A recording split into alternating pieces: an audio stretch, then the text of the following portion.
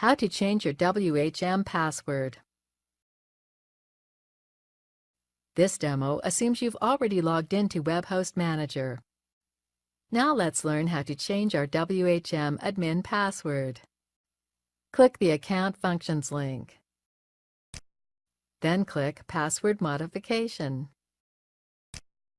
Remember that the WHM password is the same as the cPanel password for your main account. In this tutorial, our main account is demoreseller.com, so let's go ahead and change its password.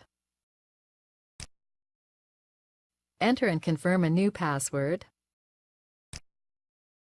Then click Change Password. That's it!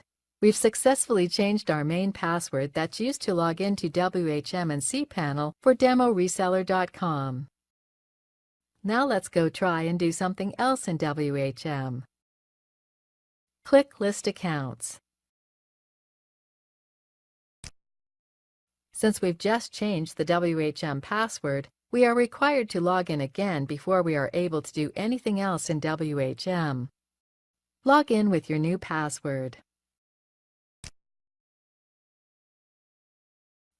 We are now logged back into WHM. This is the end of the tutorial. You now know how to change your WHM password.